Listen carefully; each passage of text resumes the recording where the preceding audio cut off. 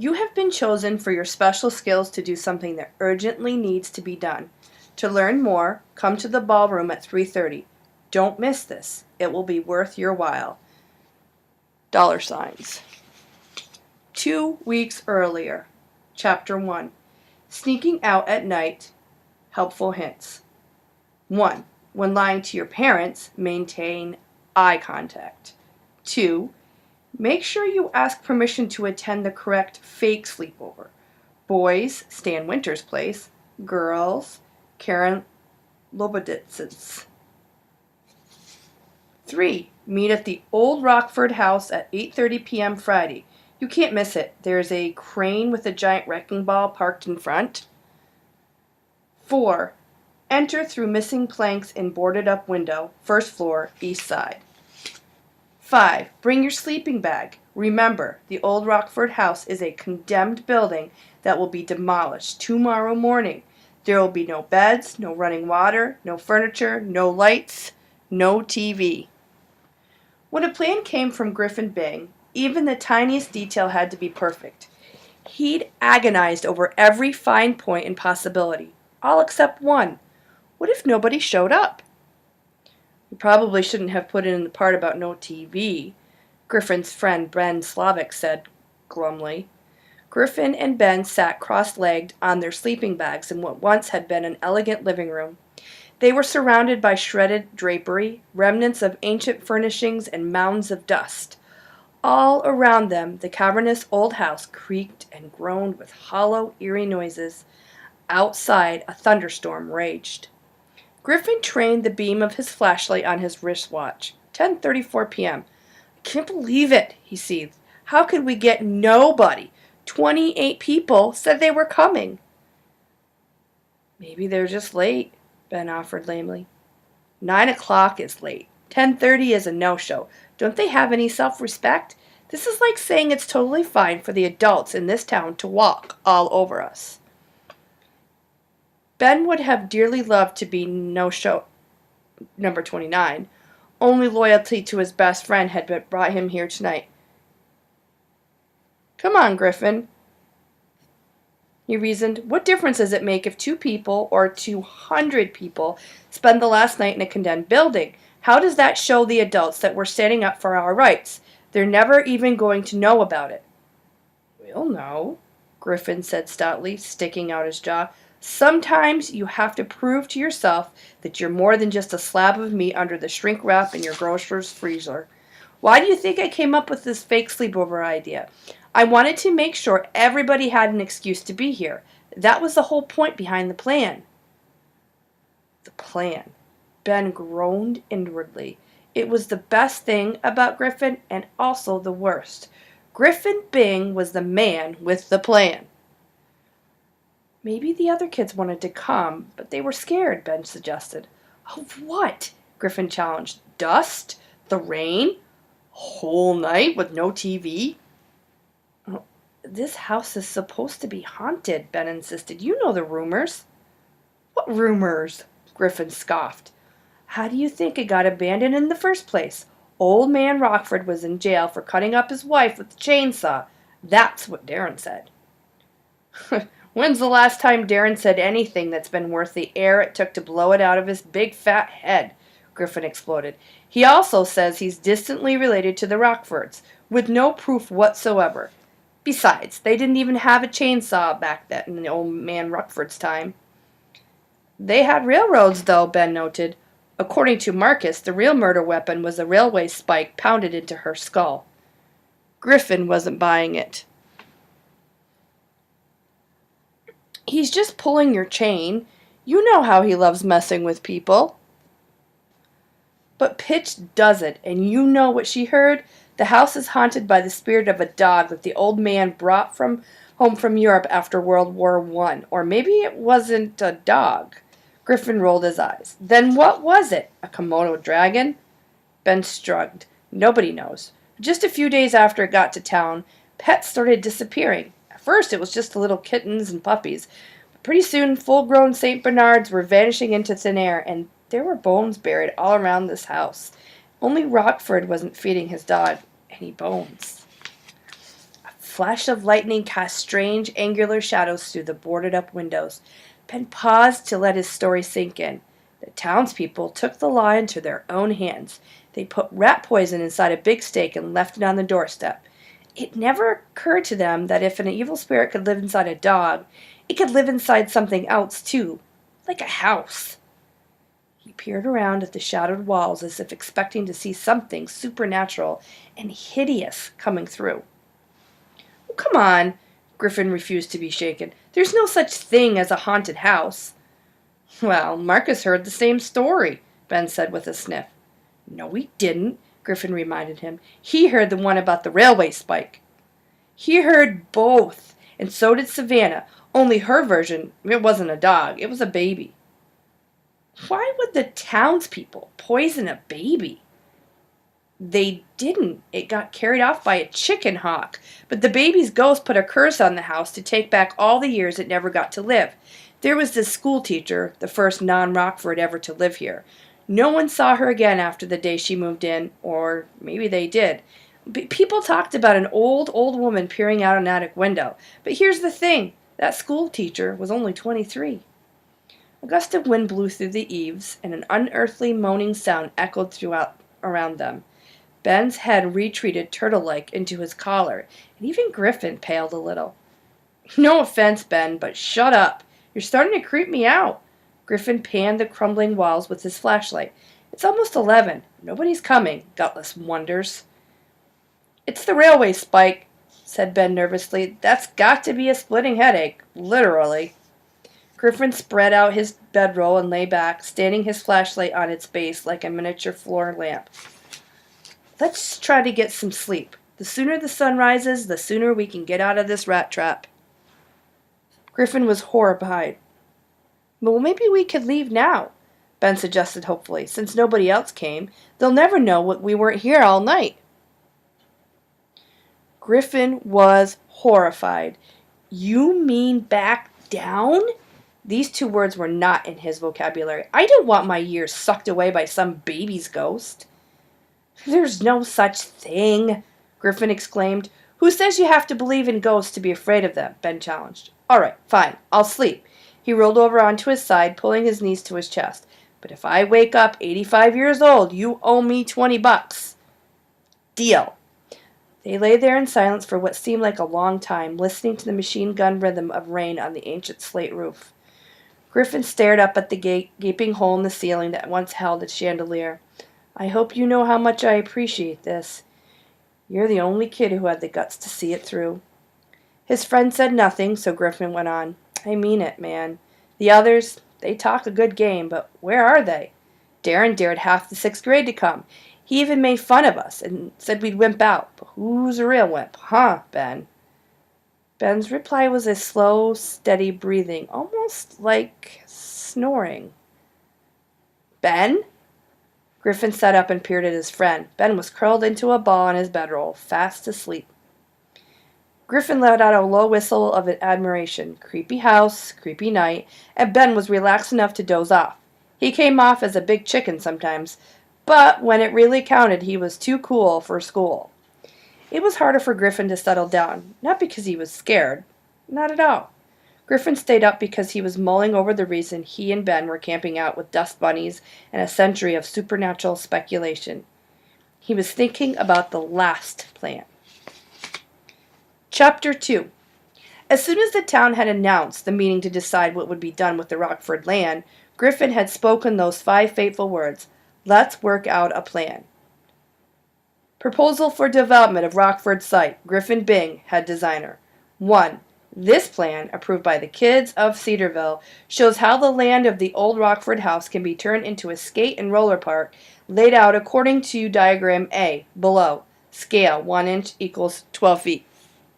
With the help of Ben, a few classmates, and Mr. Martinez, their teacher, Griffin put together a formal presentation to make the town council. But on the big night, the committee had refused to even hear their proposal. They had already decided on their own project, a Cedarville museum. It still rankled Griffin, not losing. Sure, that had been disappointing, but to be ignored completely, brushed off like a mosquito just because you were young, was unbearable. That was why he was here now, in this ancient dying house. That was why everybody should have been here. Every kid who was sick of counting for nothing in this town. It wasn't going to get a skate park built, but at least it would win them some pride. Anyway, spooky, uncomfortable, and boring as this was for Griffin, it had to be better than lying in bed at home listening to Mom and Dad arguing about money. He regarded Ben's slumbering form with envy. Try as he might, Griffin was too keyed up even to sleep. At last, he began to wander the empty husk of the Redford house, his flashlight guiding him down hallways and through rooms. At least the thunder had passed, the storm settling into a steady rain. So much for a dark and stormy night. And then the creature landed in Griffin's hair. Full-on terror rocked him. The flashlight dropped from his hand and the room was plunged into sudden darkness. He slapped desperately at his head as the attacker beat its scalped wings, burrowing into Griffin's thick curls, squeaking and screeching. In his frenzy, Griffin tripped over his own flashlight and went down, wrapping himself in cobwebs as he rolled wildly around on the floor. He touched short fur, rubbery skin, and a sharp clinging claws, but his slippery assailant resisted his grasping fingers. It was over as unexpectedly as it had begun. The creature managed to disentangle itself and flew off, leaving Griffin writhing there. He retrieved his light just in time to see a large black bat fluttering up the open stairwell. "You're okay," he told himself, heart thumping. "Maximum gross, minimum danger." He frowned. There, illuminated in the cone-shaped beam, was a piece of furniture. Most of the house had been emptied prior to demolition day, yet here was some kind of old-fashioned desk. He scrambled to his feet and went over to investigate. It wasn't exactly Antiques Roadshow quality. It was beaten up and cracked, and the roll top was stuck at an odd angle. By the glow of the flashlight, Griffin played with the many drawers and compartments. There was nothing of interest, just dust and the occasional dead spider. One tiny drawer wouldn't budge. Griffin pulled and the knob came off his hand. He tried to pry his fingers behind the face of the drawer, but there was zero movement. He perched on the edge of the blotter to catch his breath, the seat of his jeans pressed against a small button. Snap! The locked drawer popped open. A release switch? This must be some kind of hiding place. Eagerly, he shone the light inside the narrow compartment. Empty. No, wait. At the very back of the drawer, a flash of color caught his eye. He reached in and drew out an old faded card. There was a picture of a loaf of bread in the center, surrounded by the message, "Top Dog Bakery Products for the Sandwich of Champions." He turned it over and examined the other side.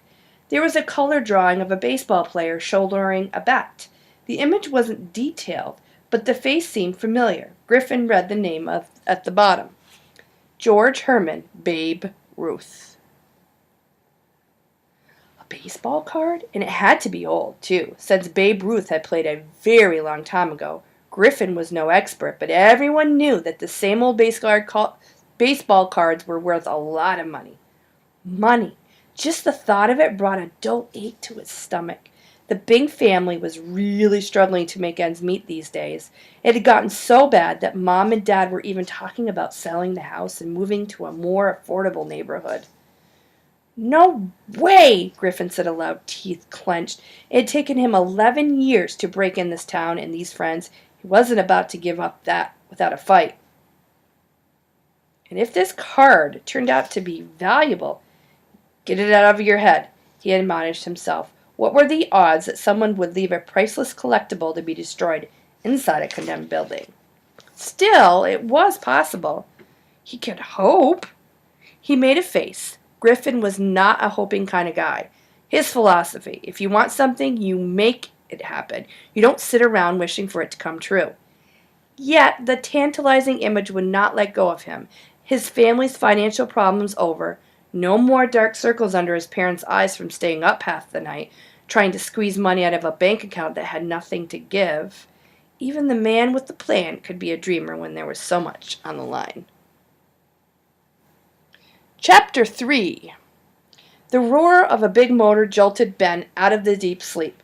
He sat bolt upright, rubbing eyes that seemed cemented shut. This wasn't his bed. Where was he? The engine noise was so intense that he felt the churning in his stomach. What makes a sound like that?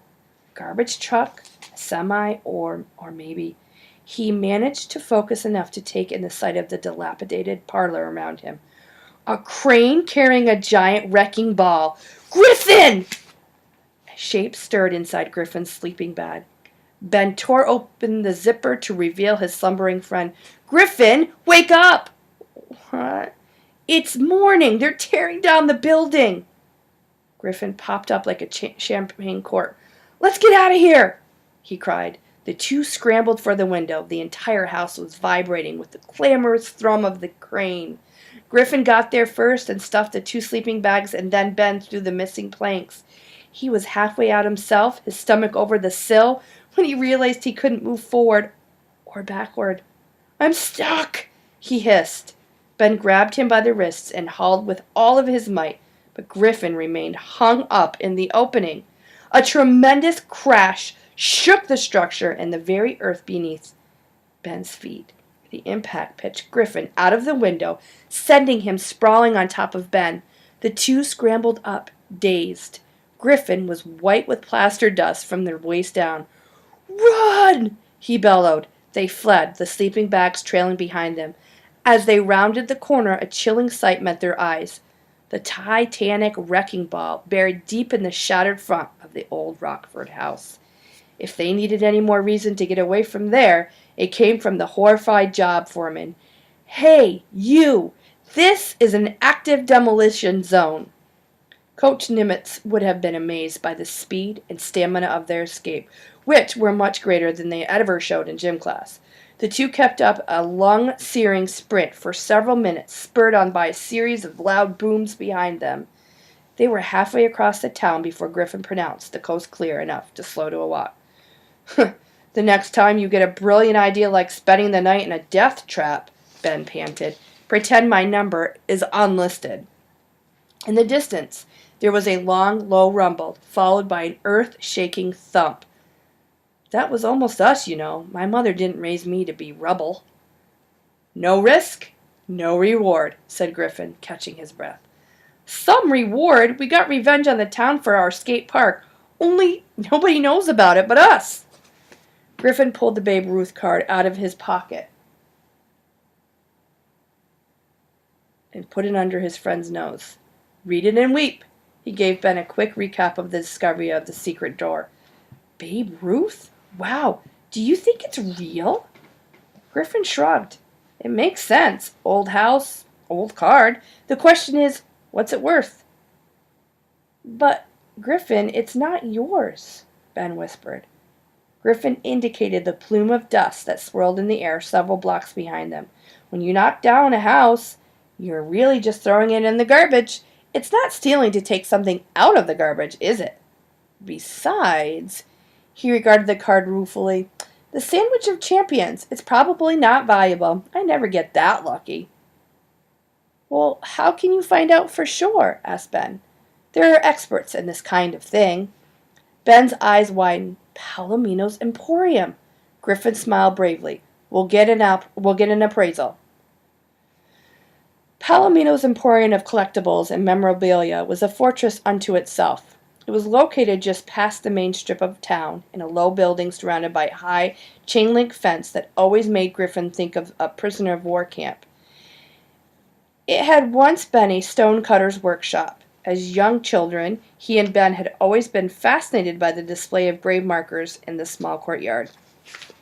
Now the headstones had been replaced by sickly grass and a large dog who was thankfully asleep. Griffin indicated the front door. Vintage items bought and sold, best prices guaranteed. S. Wendell Palomino, owner and proprietor. Although they lived less than a mile away, this was their first time inside the store. Kids almost never came here.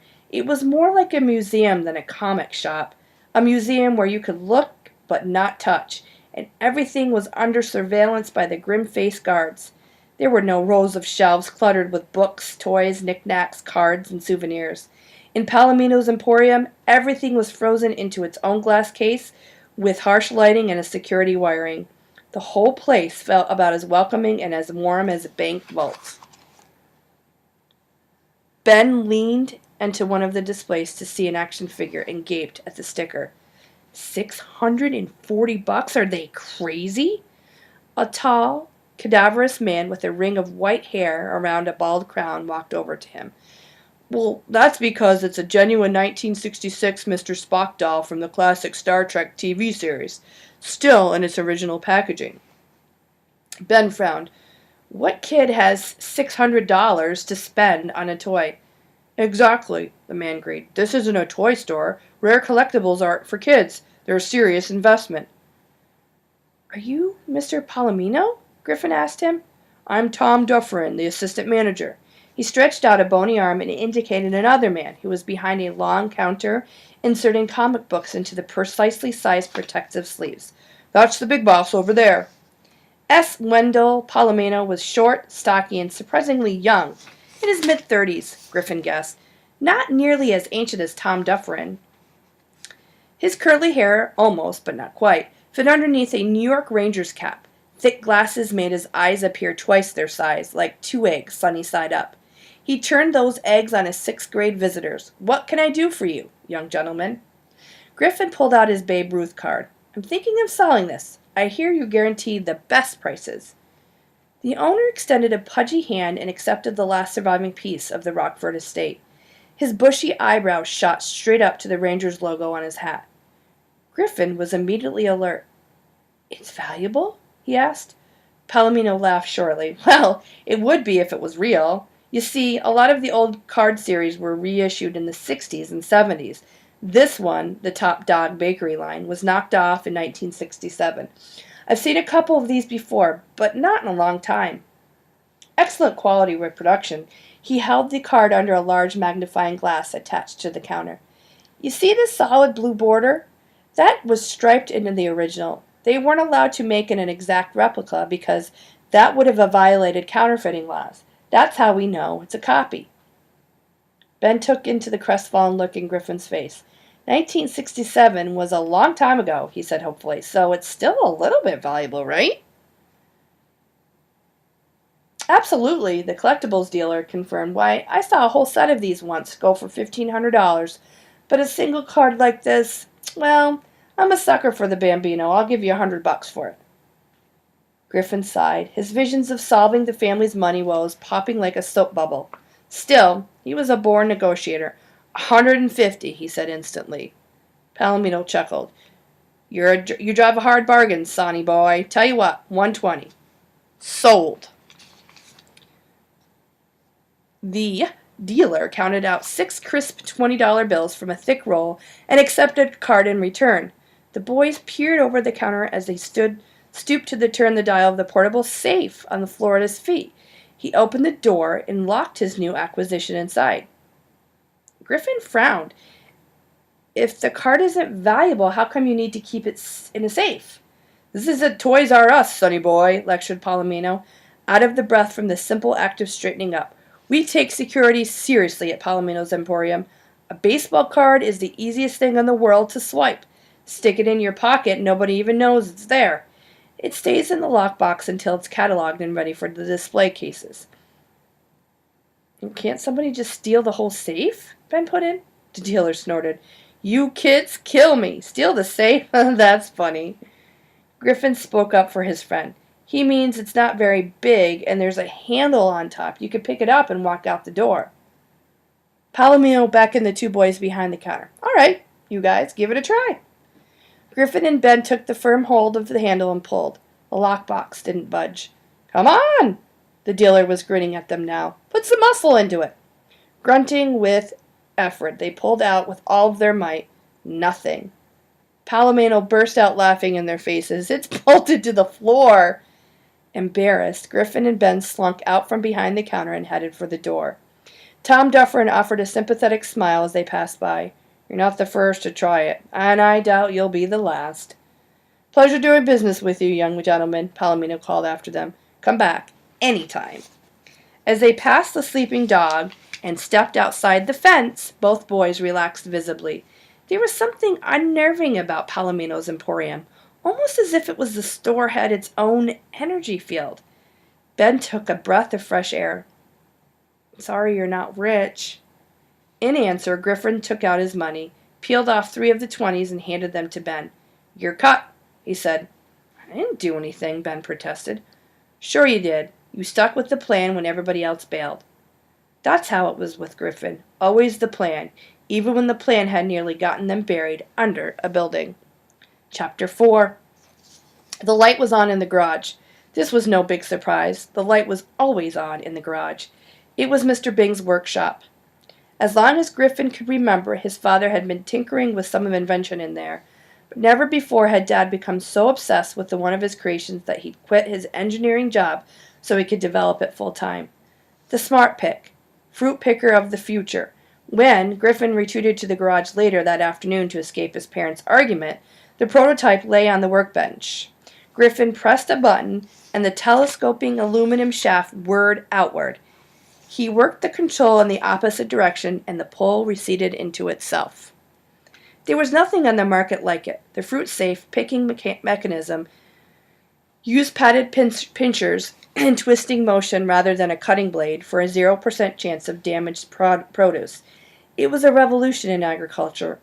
Only, who needs a smart pick when there are perfectly good human beings with real hands?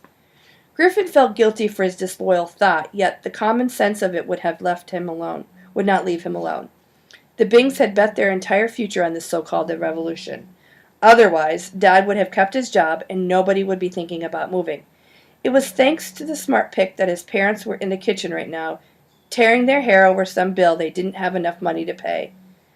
Their raised voices carried all through the house, bickering, agonizing. Sell A to pay for B, cut corners, spend less, economize, economize, economize. And the worst part was that there was absolutely nothing Griffin could do about it.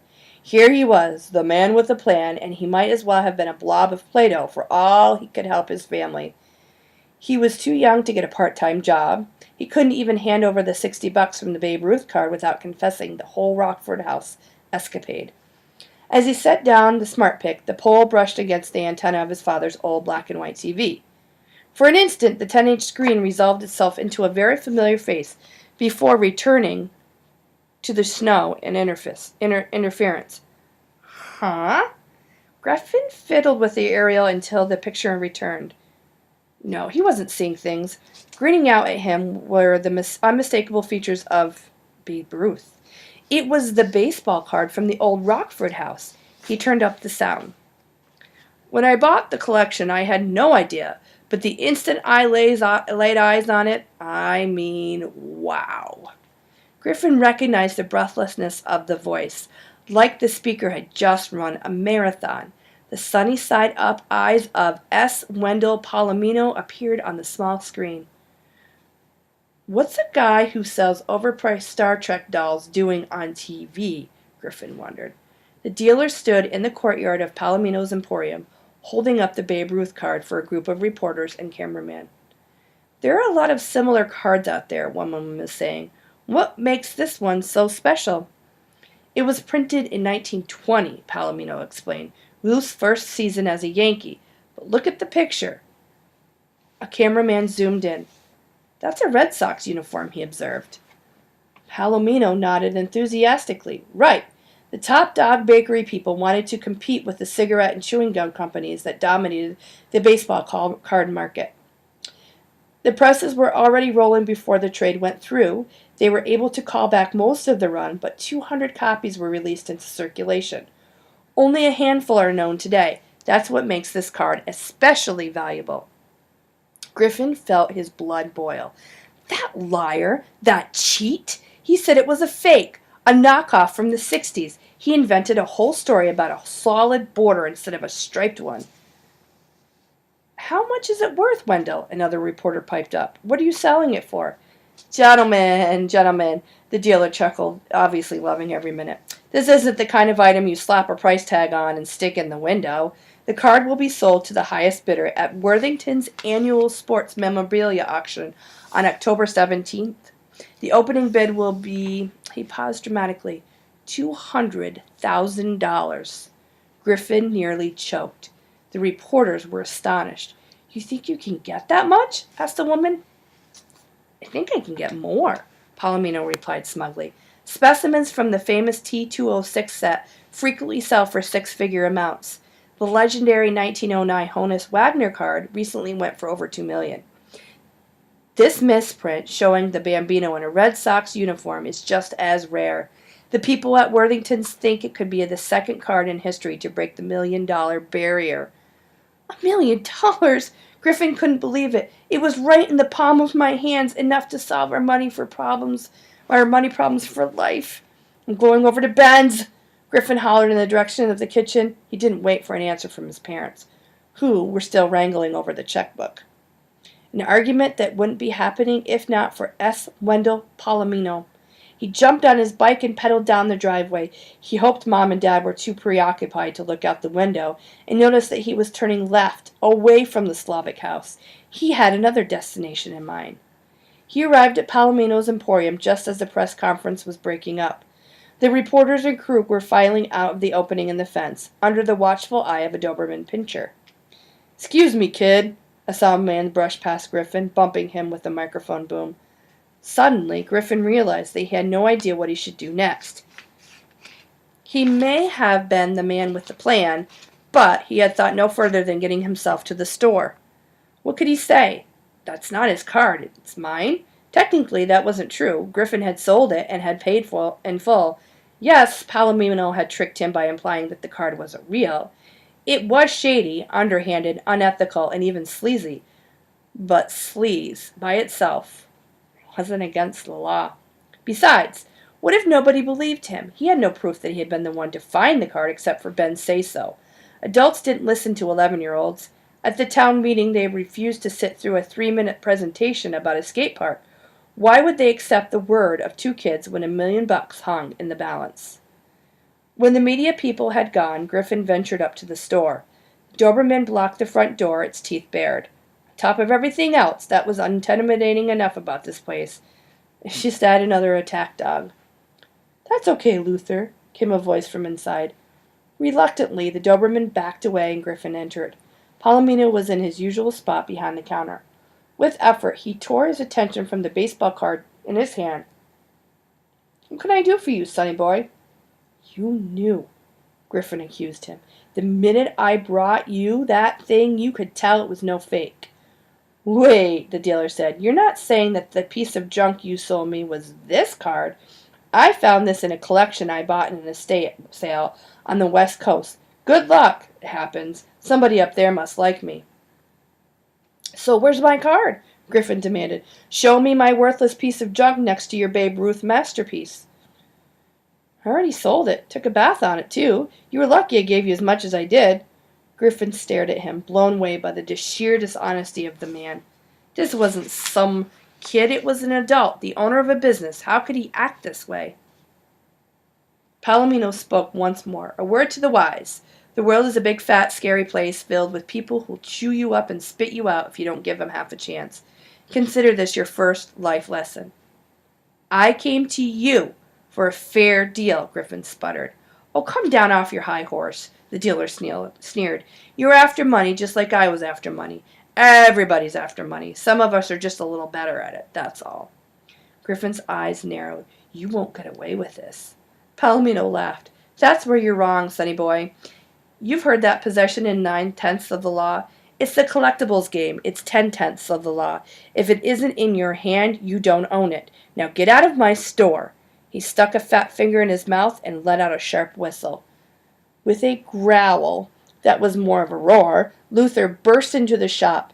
The Doberman sprang at Griffin, who backed away, colliding painfully with a display case of a Yoda action figure. The big dog's snapping jaws were just inches from his trembling chin. "Easy, Luther," Palomino commanded with a chuckle. "Our friend was just leaving." The dog withdrew a half step, but no more. Terrified, Griffin managed to sidestep the Yodas and retreat in the direction of the exit. "We appreciate your business. Please do not come again," the dealer heckled gleefully as Griffin turned and ran out the door. Back on his bike, Griffin struggled to wrestle his spinning thoughts into some kind of order. 1. "I've been cheated." Picturing the sentence as it might have appeared in one of his famous plans made him feel a little more in control. Cheated. That was exactly what had happened to him, and out of a lot more than a baseball card, $1 million to develop the smart pick. Even if the invention turned out to be a bust, that money would allow Dad to find a new job and start over. This was about the entire future of the Bing family. It was time for the man with the plan to embark on the most important plan of his life. But what could that possibly be? A lawsuit? The Bings could barely pay their mortgage. Where were they going to get money for lawyers? No, there was only one way to get the card back. Palomino had stolen it from him. Griffin had to fight fire with fire.